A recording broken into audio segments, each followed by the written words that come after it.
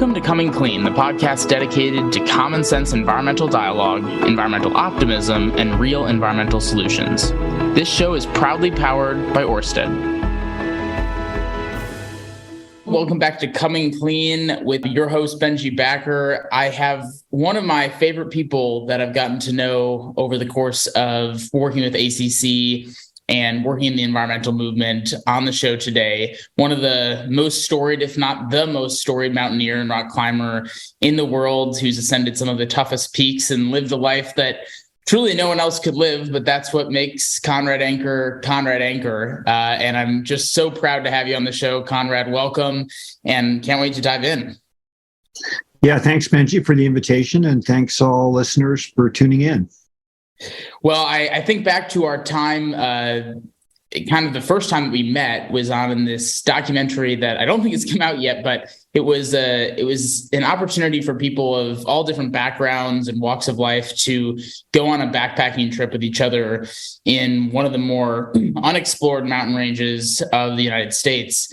And we fostered just a wonderful kind of relationship and friendship on that trip.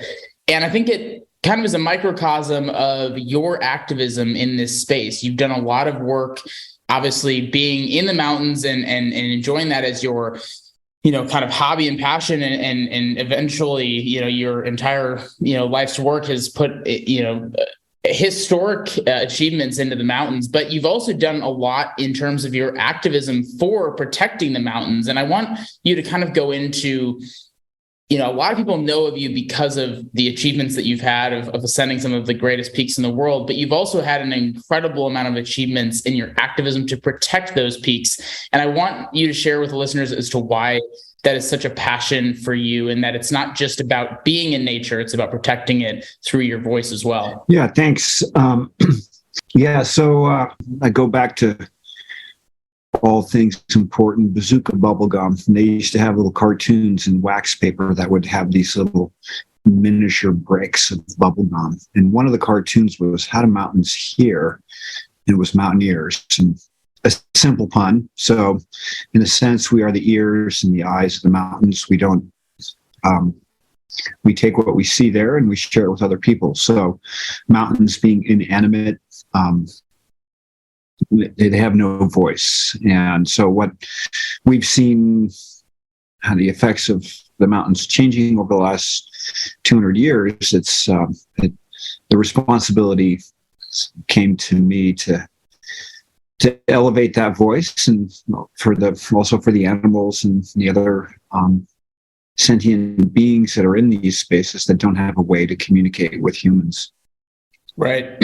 Well, yeah, and I think what I really like about that is that there's an intersection between giving a voice to the mountains and being in the mountains themselves. And I think one of the areas where Americans and people around the world that in my travels I've seen have really struggled with is pairing their love for the physical environment with the topic of climate change that seems so political. And I'd love for you to explain to listeners why those two intersect so much. So diving in a little bit deeper into that, because there shouldn't be a disconnect there, the love of the environment and the topic of climate change, but there is. And what have you seen on that disconnect, and why do you feel like that intersection is so important? The natural beauty of the United States of America, which here on Native American lands, it's something that is our heritage, more so than, say, cathedrals or anything you might find in Europe or anything like that. So the open space and how we approach it is a key part of the American psyche and how we got to where we are today. And we think back to President Nixon with the Endangered Species Act, Environmental Protection Act, and so there was bipartisan support to address, at the time, was pollution, and specifically DDT and how it was affecting the national symbol, the bald eagle. So there, it was tied to a national identity, and so we're, from a personal standpoint, we are, as citizens of the United States, we represent some 4% of the world's population, but we consume about 25% of the world's resources. So a very carbon intensive lifestyle. I buy into that. I'm part of it. I get it. But we also have this fantastic educational system. So measured in PhDs and patents, the 8 of the top 10 universities are here in the United States. So couple that with the creativity and the entrepreneurship and things that make America America, so to say, to use a hackneyed phrase, we have this potential to address and be leaders in climate and energy spaces. I completely agree. And I think our American willingness to engage in this topic for more than just loving nature itself, but advocating for it is something that we all have to start stepping up to do, because as you alluded to, we have one of the most beautiful countries in the world, and arguably the most diverse geographically in the world. And most Americans, regardless of their background politically, understand that and appreciate that. It's just a matter of taking that to that next step of working to protect that for future generations. And together, like you said, like it used to be. One of the things you also touched on there is the education system and the opportunities that we have to protect the environment that we should be taking advantage of. One of the areas that I've really appreciated in your work is the work that you do to diversify and stand up for communities that haven't been included in kind of the love of the outdoors as much as others. And when you think of some of the outdoor activities like hiking or skiing or mountaineering, a lot of times people see those as, expensive kind of high wealth activities, but you've been working on getting communities into the mountains, into nature that, like I said, otherwise haven't been. First of all, why is that so important to you? And second of all, how can we make the outdoors and those activities more accessible in the long run when these sorts of activities just inherently have been expensive? Yeah, the foundation for wanting to share the outdoors is based in the manner in which humans communicate with other humans. We think about most of our recreation, we create a time frame, we create a spatial frame, we put rules, we put judges, and we then pit one human against the other. Someone always loses. Yeah, we love team sports and the metaphors and all that, but when you think about it, what is football? It is played in the United States. It's a very hierarchical, very violent, very misogynist. It's a tough sport. Calling it what it is, from my view, you're welcome to disagree. The manner in which humans communicate when we're outdoors is one of trust, one of understanding, one of shared goals, and then helping that person achieve that goal. You can't climb a mountain by yourself. You climb a mountain with a team, shared goal being making it to the summit. If you don't support the person you're with, then you're going to let yourself down. So rather than taking a human construct of rules and judges and frame, all that stuff, it's like really simple. You climb up a mountain, you hike in the forest, you go visit these places. And that shift in how humans communicate is the motivation to take down defenses, open the gates, get as many people out here as possible enjoying nature. It doesn't have to be climbing, skiing. There's no way around it. It's expensive. Even backcountry skiing is expensive. But you can take a stroll in a nature preserve. There's nature accessible to all people in the United States within 15 minutes of your home, and disconnect from the glass, cement, plastic world we live in and connect to nature, and hopefully in doing so have a more meaningful connection with your fellow humans.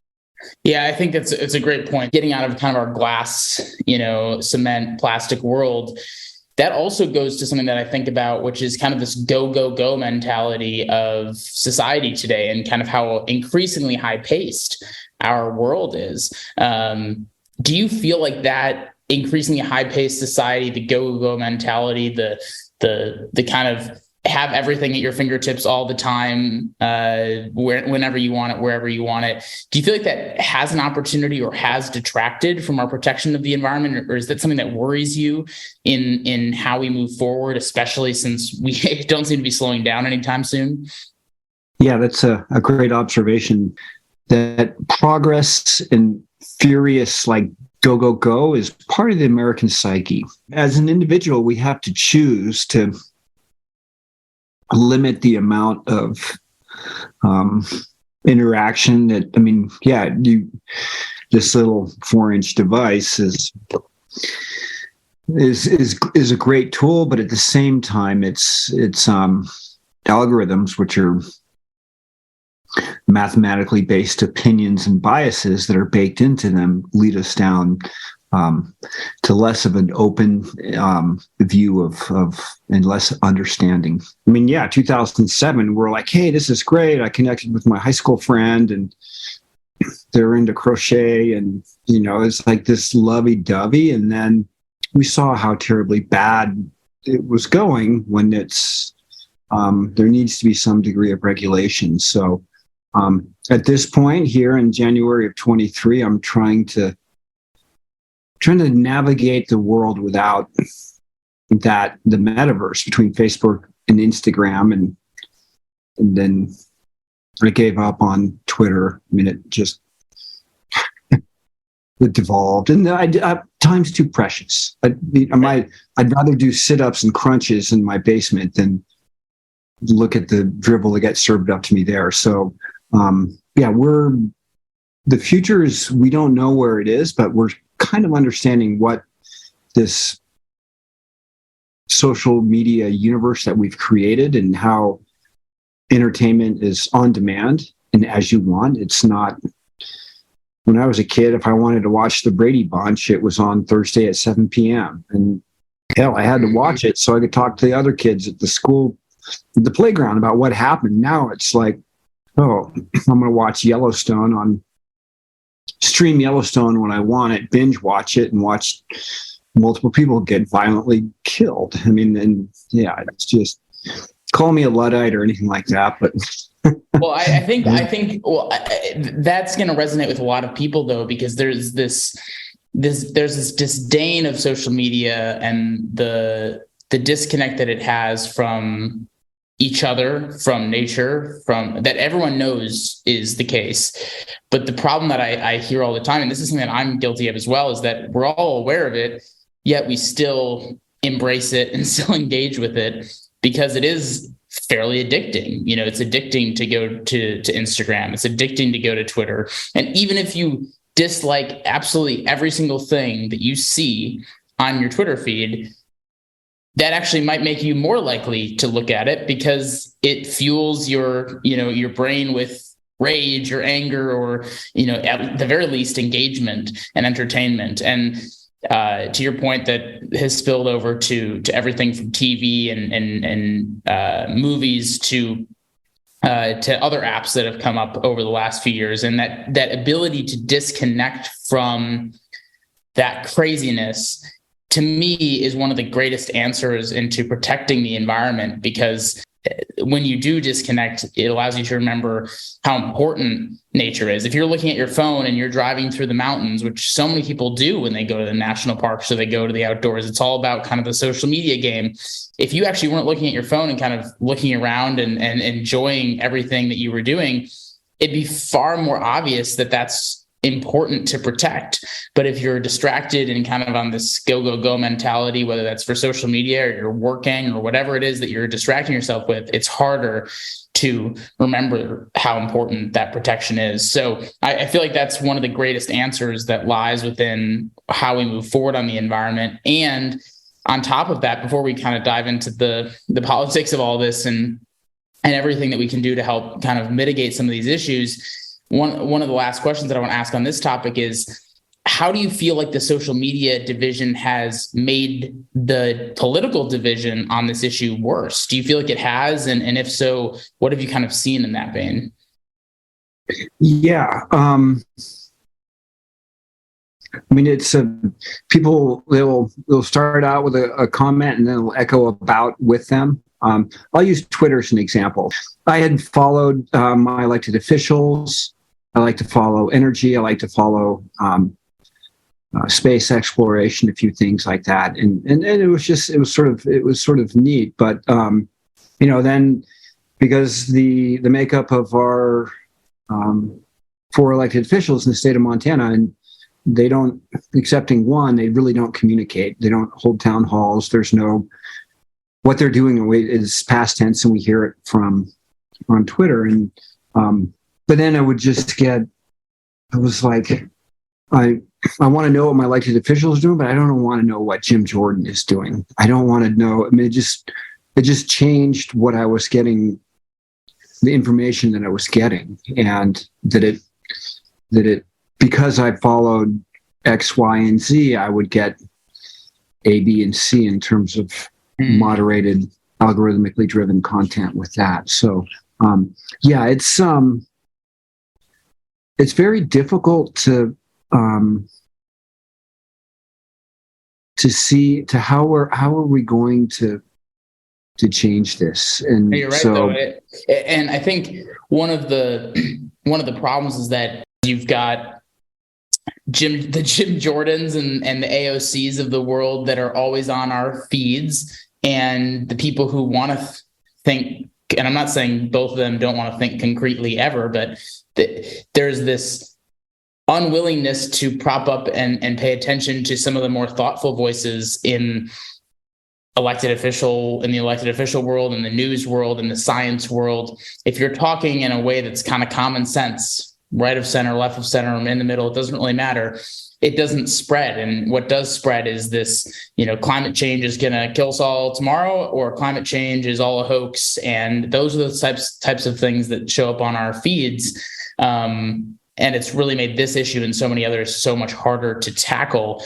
And, I think back to before I was born, I would believe that it was easier to have a conversation about the environment during the Nixon years, where people just shared, the love of the environment with each other, than it is now, where when we think about the environment, we think of individuals that are polarizing on both sides. We think of how it's been weaponized for the media on both sides, and it's become very frustrating. So as you look at the political lay of the land, how do you feel like that bridge can start coming back to being built? It was there before. How can it be repaired, and where can both sides do better? I know, you've got a lot of frustration, understandably, with Republicans, but where can both sides do better in their fight to kind of build the bridge, if they're of the mindset that that's important? The solution isn't going to be easy, and it's not going to be one area. It's going to require compromise.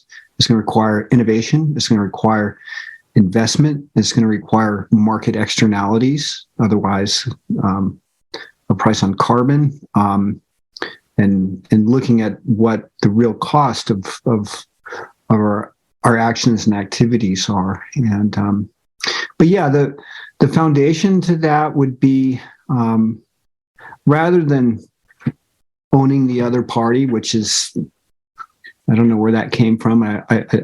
But it's more just like humiliating and making them look bad. But it's just, instead of like, hey, these are the top 10 priorities that we need to address as a nation, and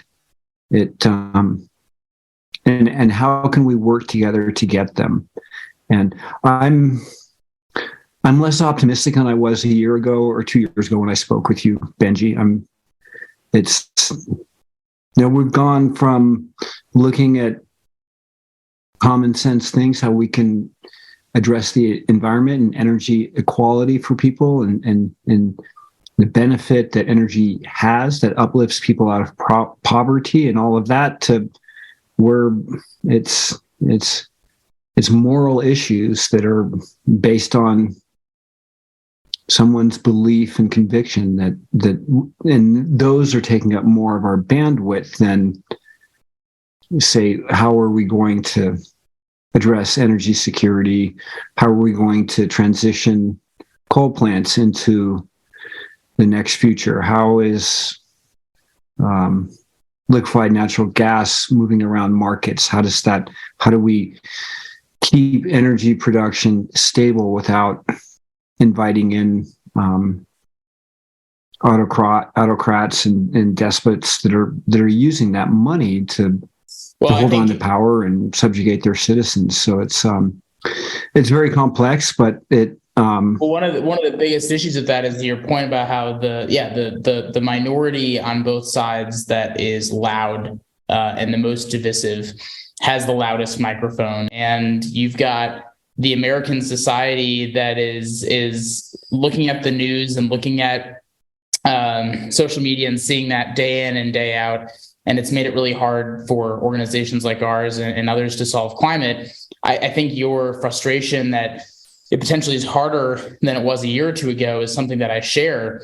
But that's the fact that it's harder now to make progress on this potentially than it was a year or two ago, to me, is even more frustrating than the fact that we can't do it in the first place, because we have more people, politicians, numbers wise, at the table for bipartisanship on the environment than we have in the last few decades. The Conservative Climate Caucus is the third biggest caucus in Congress now.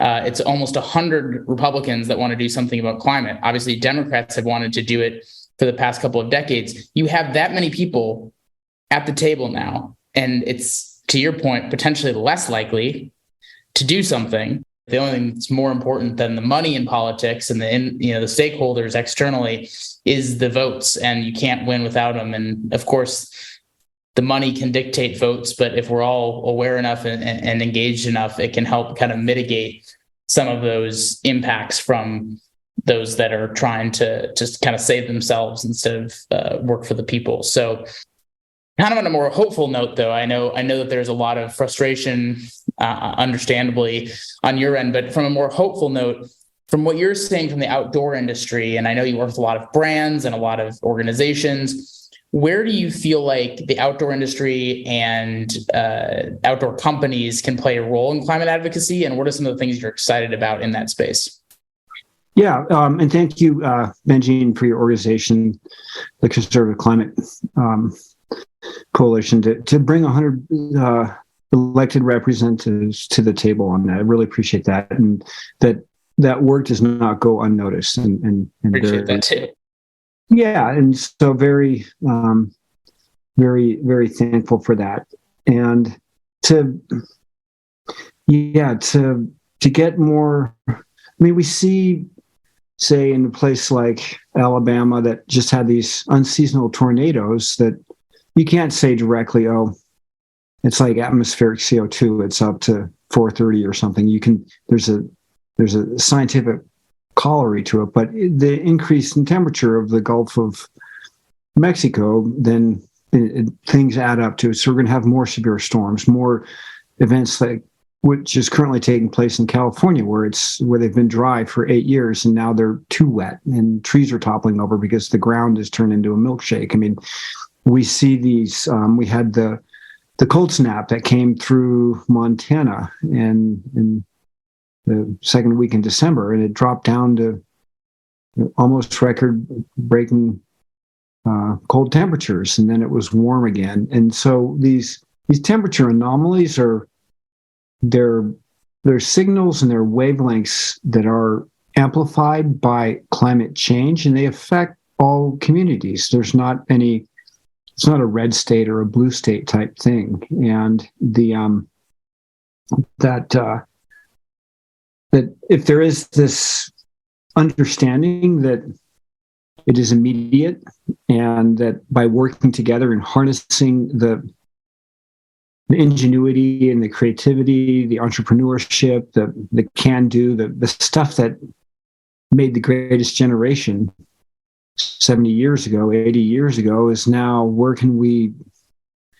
is that societal mojo that we can come there and work together. And that so I'm optimistic for the youth that, as I mentioned, the two young men that I shared the car with and your friends, because I'll live out another decade or two, but I'll have plenty of carbon. But what affects me is how I go to bed at night. Was I able to do things that are going to improve the place and the betterment of other people? And I'm doing fine. I'm a white male here in the United States, living a life of privilege. But that doesn't mean I should have more privilege for myself. That means it is my responsibility to use my lever to uplift other people. And that's by addressing energy, knowing that lamps provide literacy. Literacy educates women have children later. There's a better life track for that family and those individual things, the data that we can use with that. And so even though I might be here in Southwest Montana, I certainly see my input and my intention on a national and global scale, and that when we all work together, we all approach life with that mindset, we'll be able to do great things. Yeah, I really appreciate that comment, because I think there are a lot of privileged people in this country, especially compared to others, and obviously those who aren't privileged in this country as well. But those who do have privilege, you and I and so many others, have an opportunity to use those platforms that we've been given, whether that's a physical platform or a metaverse platform or whatever platform it is. We've been given it, and we have the resources to invest in those sorts of things. And spreading the message. You've done so much, like we talked about earlier, to bring different communities into the outdoors, to dedicate your life to climate advocacy and work with different nonprofits to protect public lands. You don't do that because it is something that pays the big bucks or gets your privilege level higher. It's because you want to give back. And I think that mindset is incredible and something that a lot of people could learn from. And I think there's a lot of people who know of you and know about you that are going to be inspired to hear about the amount of work that you're putting into these issues. That, I've already seen it firsthand talking to people about your work, but I'm sure there are so many others that could better themselves by knowing it. And that's why I really appreciate everything you do for this space and the amount of hope that you give to the community through your kind of kind and, bold vision for the future that is so much bigger than yourself. So I greatly appreciate that. And so rapid fire questions, these should be all pretty fun. First is the most underrated place to climb that you've climbed. That's underrated. People don't talk about it much. Gosh, Seneca Rocks, and I think it's in West Virginia. So outside DC, there's great heritage of climbing there, and it's a really neat formation, and it's a beautiful place to be. I've only been there twice, but I've always been impressed by it. That's awesome. And also kind of goes to the conversation about how much beauty there is in some of these places that haven't been active in the environmental and climate dialogue. There's a reason to protect what you just listed as your most underrated place to climb. Okay. Number 2, the country that you'd want to live in outside of the United States that you could totally see yourself being in full time if you were given the opportunity. Either Norway or Chile. Well, those are two pretty. You gave 2, but those are 2 pretty good ones. Go Norway first, but they have a sovereign fund with their oil, and they learned from the Iranians in the 70s how to work with that, and but also a smaller population. A population of 4 to 5 million is much more manageable than 330 million. Right. So, and there's so much beauty there that is protected, and they can still have their energy production at the same time, getting increasingly more efficient, increasingly cleaner. And but also to live in Nepal too. So these are these hypothetical questions, which are like, no, by the end of this, we're going to have 15 countries you're living in. Yeah. All right. 3rd, favorite dinner in the mountains. Favorite dinner in the mountains would be, oh gosh. shredded mashed potatoes for breakfast, fried up in a skillet. So they're dehydrated, and you let them soak overnight and get a little bit of potatoes in the morning. I think for most people who have never tried it, that wouldn't sound very good. But for those who have had it in the mountains, they know exactly what you're talking about. That's so awesome. Here's my idea on food and whatnot. The less scenic of a place you are, the more higher quality the food needs to be. Manhattan's scenic in its own right, but it's not nature. So you have to have really like super good food. You're on the side of a mountain and you're watching the sunset over the crest of the Himalayas. You have a top ramen, some salty soup. That's the best. So the higher the scenery, the less quality of the food. The less scenery, the higher quality of the food. And then at home, eat healthy and try to eat cleanly. That's probably one of the most important perspectives from any interview that this podcast will ever have. I love that. All right. Favorite outdoor activity that doesn't take place in the mountains?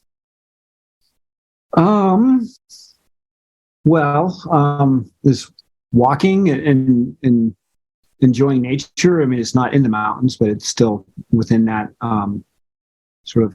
I also I like working in the forest, so I've always kind of figuring things out there. So working with my hands.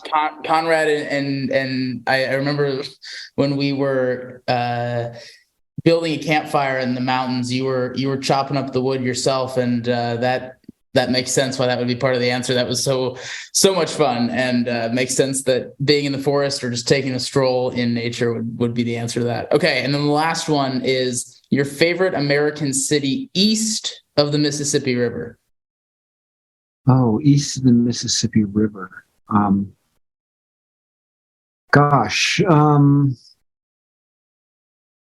They're all. I like Chicago because it has its own sort of vibe, and it is what it is. Manhattan is phenomenal because it's the capital of the world, so it's this melting pot. Washington, D.C. for the history and everything that goes. That's part of it. I really don't know much about Boston, but I'd probably say the nation's capital, Washington, D.C. Well, that's it's a place where you've had a lot of impact as well. A lot of elected officials and leaders, whether that's through Protect Our Winters and the organizations that you're part of, or your individual voice. It's been a place where you've been able to make a lot of progress, and I'm just really excited to see what we continue to do together. Over the course of the last few years, we've gotten to know each other more, and we haven't been able to see each other as much, especially with COVID. But there's a lot of work to be done, and a lot of hope to be had, a lot of pressure to be felt as well. And there's going to be more voices like you and I needed to work together across. I think you might see yourself as center left or some center, and I'm right of center moderately. And there's just so much that we can do across kind of the common sense political spectrum that exists out there. That I'm really excited to continue forging with you. And I really appreciate your time and willingness to dedicate to this issue, but also to chat with me about some of the most important issues. And I'm sure we could talk for hours, but I think this is a great start. Yeah, and appreciate it. And hopefully with lead time, I'll be able to attend one of your conferences and meet and network and brainstorm with people and get things going there. But absolutely. So we'll plan on that for potentially in your the town of your alma mater, University of Utah, for this year's event. But until then, there's a lot of stuff we can do virtually, and just grateful for your leadership and willingness to come on today. Sounds good. All right. See you, friend. Thank you. Best to everyone out there. And before we jump, the Coming Clean podcast is grateful to be powered by Ørsted, a wonderful company strengthening America's energy security with reliable and domestic clean energy. Through its integrated renewable energy solutions, Ørsted is creating American jobs, investing in American communities, and driving American innovation, all while preserving our country's natural habitats. A clean energy future truly connects us all, and Ørsted is helping lead the charge. To learn more, visit us.orsted.com.